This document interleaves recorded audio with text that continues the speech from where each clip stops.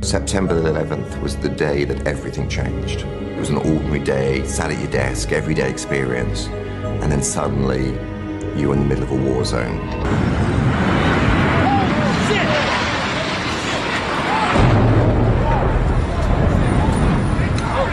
I had to lean really back with the camera. I could hardly fit it into the viewfinder. The top 3 floors had started to peel away.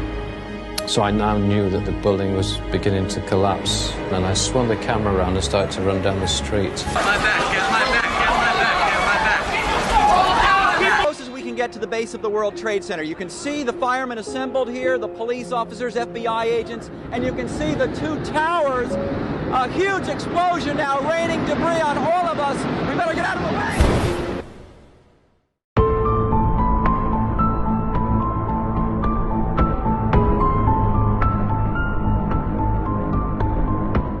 In the quiet stillness of a September morning,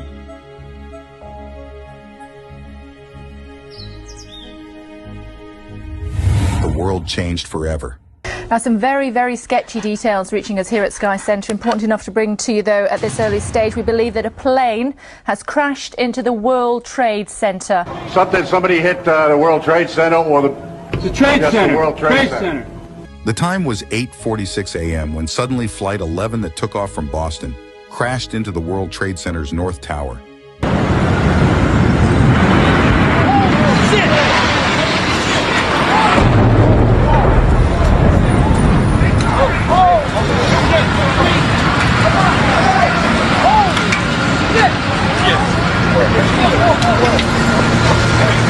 The impact created a gaping hole in the North Tower, causing widespread devastation and chaos.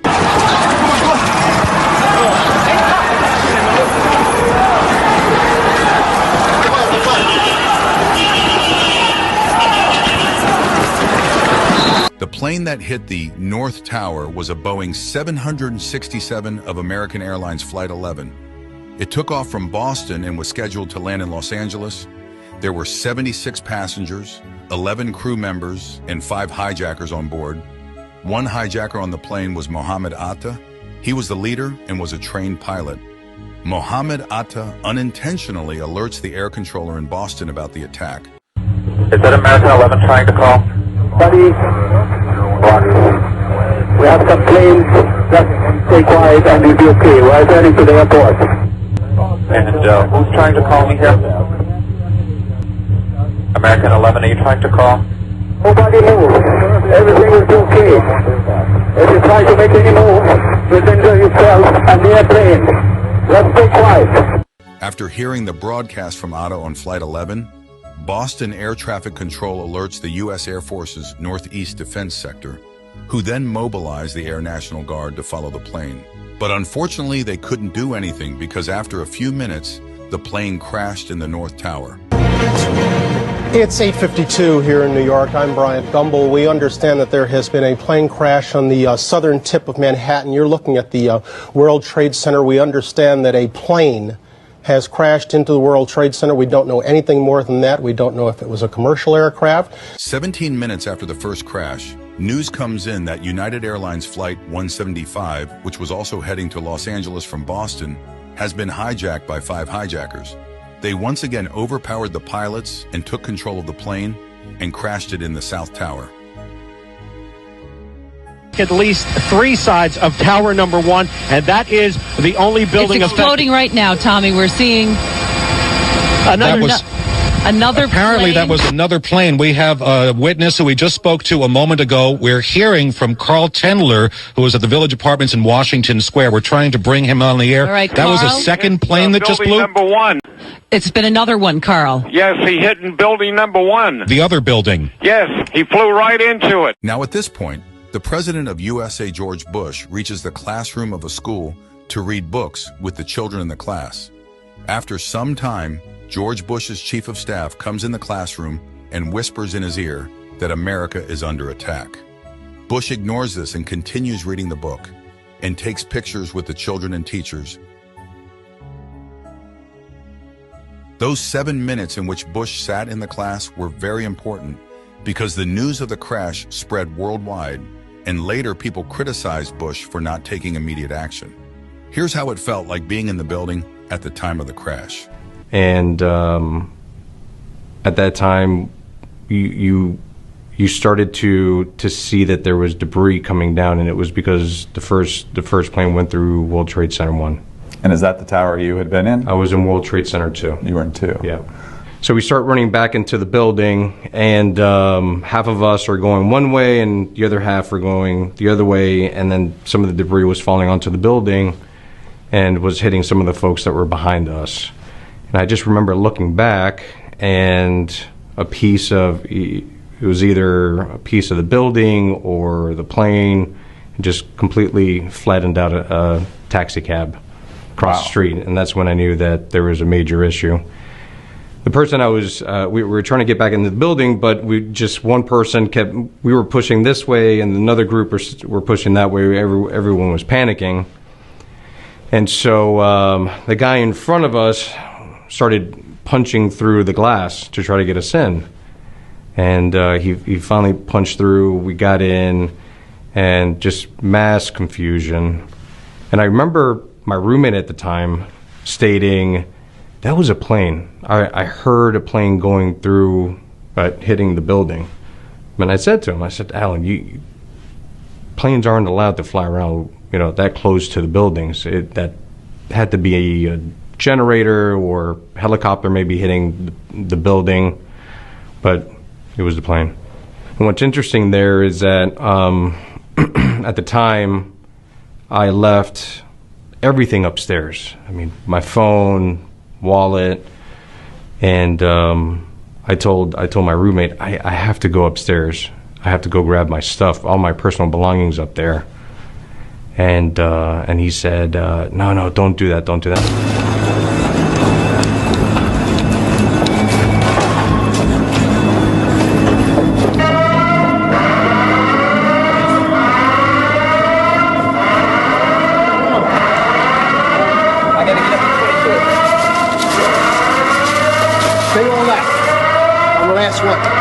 There's nobody up on 23? No, they evacuated everybody down.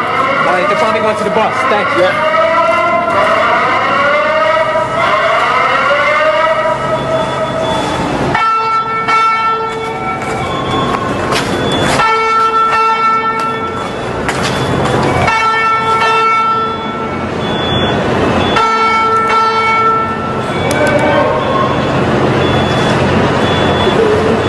Just a few minutes after this footage, the South Tower collapses.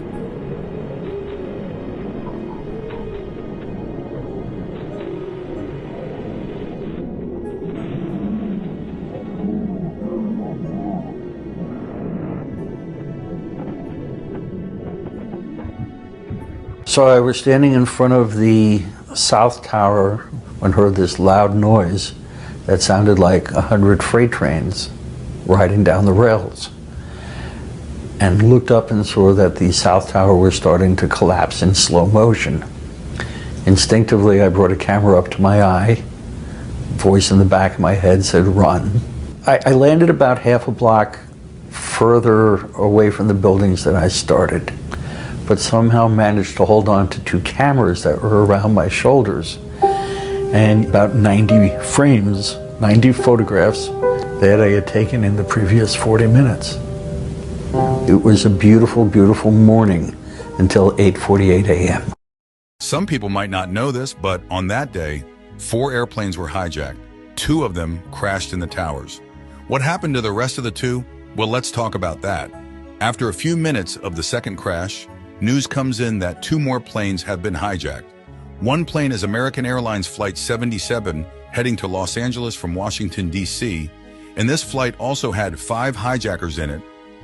The other flight is United Airlines Flight 93, which is heading to California from New Jersey, and this flight had 4 hijackers in it.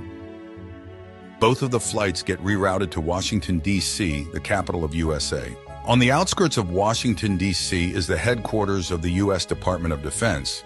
It is called the Pentagon. Flight 77 gets rerouted to the Pentagon and crashes in it. Went in the Pentagon. Looks like it went in the Pentagon. After the third crash, people were scared about where the fourth one is heading to. There were 2 suspicions. One, it is heading towards the White House. Two, it is heading towards the U.S. Capitol. Both of these places are important places. White House is the place where the president lives, and the Capitol is the Parliament House of USA. Some people in the plane turned on their phone because they suspected that something was wrong. Their families told them about the previous 3 crashes. They knew that the same will happen with this plane, so instead of sitting and waiting for the plane to crash, they decided to fight the hijackers. Because of this, the plane crashed into a field before it could reach Washington, D.C. Took the call over. There was a soft-spoken, calm gentleman on the other end. He told me that there's 3 people that have taken over the flight. At that point, I asked him his name. He told me Todd Beamer. He was from Cranberry, New Jersey. Did you make a conscious decision not to tell Todd about the World Trade Center? Why? Yes, because I wanted him to have hope. I wanted him to think that he still had a chance. I didn't want him to feel like it was just totally hopeless, and he definitely didn't have a choice, and he knew he was going to die. I didn't want him to have that feeling. When he wanted to pray, was your sense then that he knew that? Yes, I did. I felt that he knew at that time, because he had said, "Oh, Jesus, help us." And then he said, "Lisa, would you recite the Lord's Prayer with me?" And I knew that he knew at that time that it wasn't much left for him to do. What do you think that this country needs to know about the men and women who were on board Flight 93? They're all heroes in my eyes.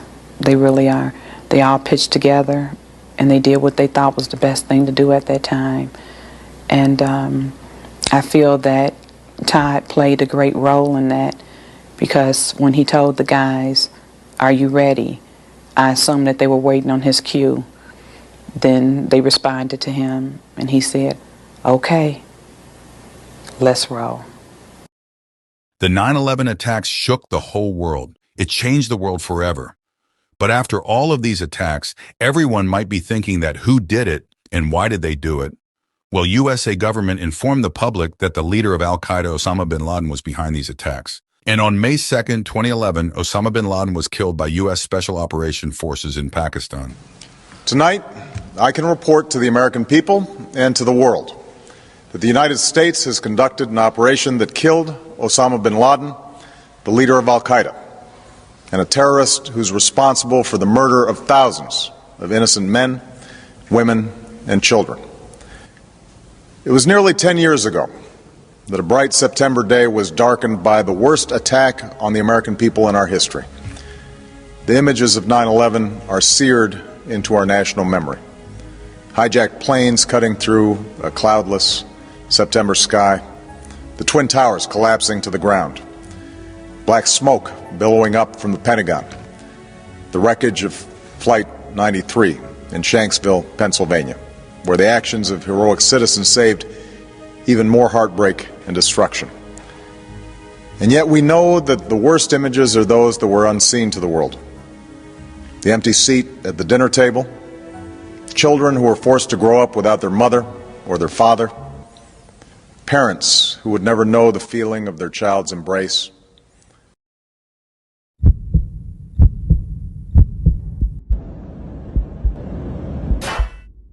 Superman saves the day again.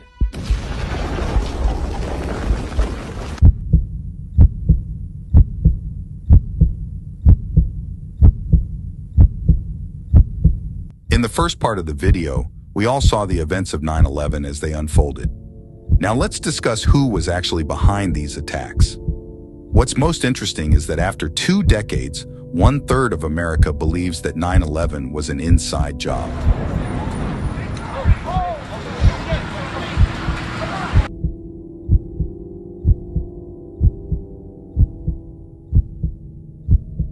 So, Osama planned to attack the U.S. by getting 4 commercial planes hijacked and crashed into the Twin Towers, the Pentagon, and potentially the White House. The plane on trajectory to hit the White House crashed into a farm in Pennsylvania. So, Osama's plan succeeded, and he shook the U.S. to its cores.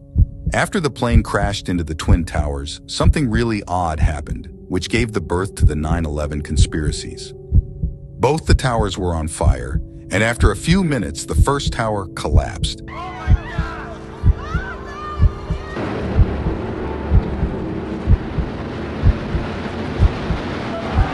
And immediately a few minutes after that, the second tower also collapsed. The question is, what did people notice in the world's biggest terrorist attack, which began all the conspiracies? Watch this. Ladies that are with me were in the World Trade Center in the first building and escaped through the lobby where they believe there was a bomb in the lobby. And as we were coming out, we passed the lobby. There was no lobby. So I believe the bomb hit the lobby first. What happened? It was an explosion. We was in the lobby and the third explosion, the whole lobby collapsed on us. What was it like? What was it like? Horrible. It's like hell. You don't want to know. The whole building just collapsed on us. Yes, you heard it right. Bombs in the World Trade Center. Inside the lobby. Was that a secondary explosion? Yes, it was. That was the plan, probably? Yeah, definitely secondary explosion. Because we was inside waiting to go upstairs. And on the way upstairs, the whole fucking plane blew. And we just collapsed on everybody inside the lobby. Similar to the first tower coming down, secondary? I don't know about the first one, but I know the second one, it was terrible. Then there was a third one, too, after that one. Third explosion after that? That's right. Everybody was inside the building, waiting to go upstairs.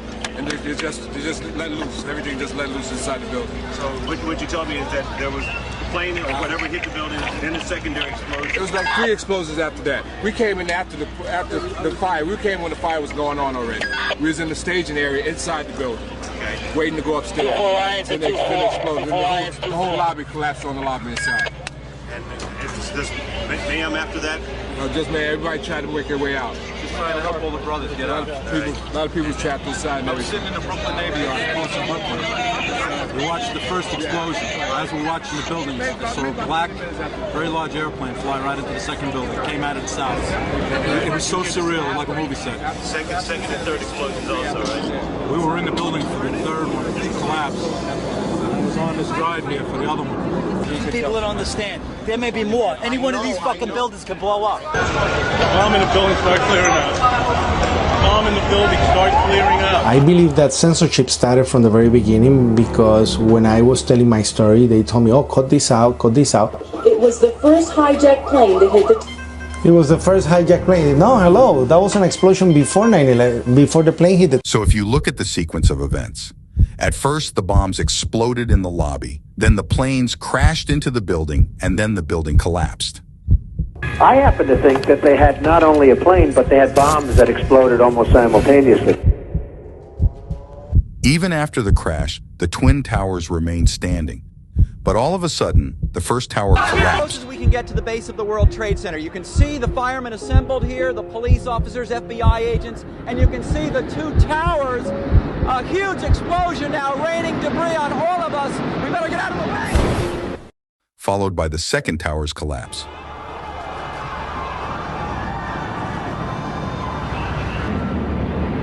This fueled the conspiracy about a demolition. We know that during a demolition of an old building, for example, TNT is attached to the main pillars of that building in order to demolish it. Well, this is exactly what people claim to happen to the Twin Towers. Because the collapse of the Twin Towers was in sync. Just like a planned demolition. And this gave the fuel to the conspiracy that U.S. government planned the 9/11 attacks. Because how could a terrorist organization plan to successfully attach bombs to the pillars of the World Trade Center? This seems highly unlikely. Which begs the question, if the U.S. government was behind these attacks, why would they attack their own people?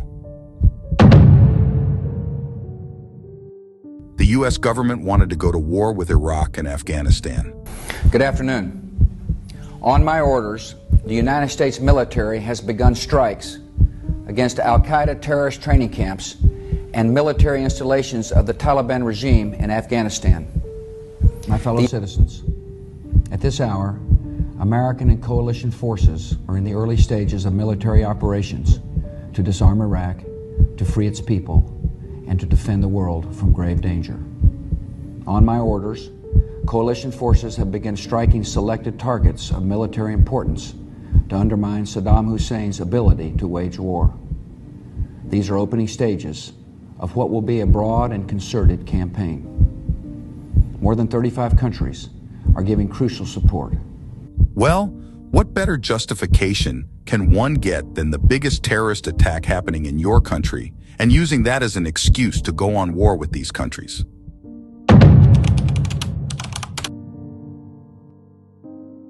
The official reason given for the collapse is that when the planes crashed into the building... 3 sides of tower number 1, and that is the only building... It's exploding right now, Tommy. We're seeing another apparently plane. That was another plane. We have a witness who we just spoke to a moment ago. We're hearing from Carl Tendler, who was at the Village Apartments in Washington Square. The jet fuel from the planes released into the building, hence weakening the foundations and pillars of the building. The temperature got up to 1,000 degrees. But this temperature can't melt down the steel, but it can cause the steel to sag. If the steel were to sag, then the building wouldn't collapse like that.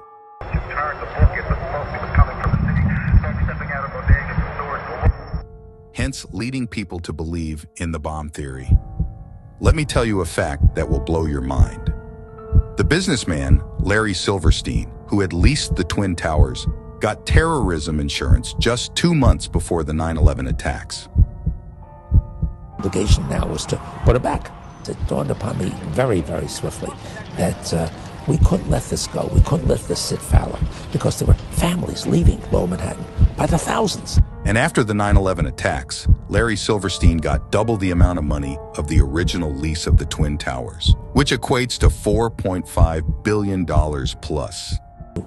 Was to take the insurance policies that I owned and collect. Instead of roughly $6 billion, we came out with $4.5 billion. Okay, with all of the things we have discussed as of yet, you guys would probably be skeptical regarding the 9/11 attacks. Now, we are going to discuss a theory that will surely creep you out. So the theory goes like this.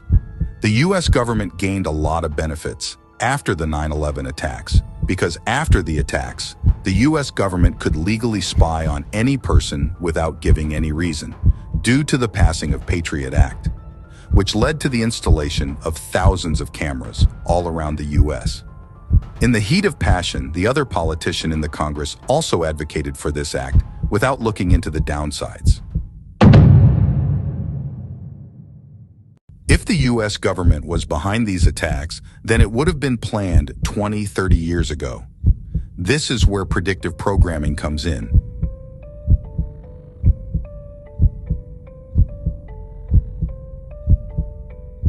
The idea that planes will crash into the Twin Towers was somewhat planted into people's minds all around the world by the media and entertainment industry 10, 20 years before 9/11.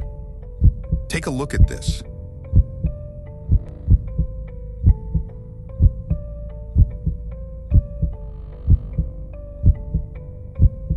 This predictive programming was aimed at the people 10, 20 years before 9/11, so that they don't freak out when 9/11 happens. Oh my God! What? Oh my God! It's terrorist attack! What do we do? And they accept the fact that such a horrible incident took place.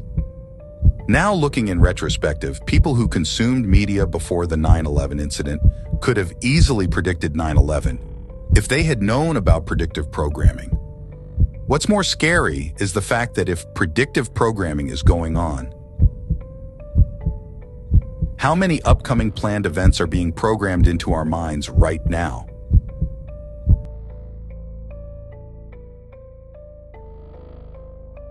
Oh, I'd love to see New York. We could all go with the bus company's special Super Sitter fare. $9? This one's on me.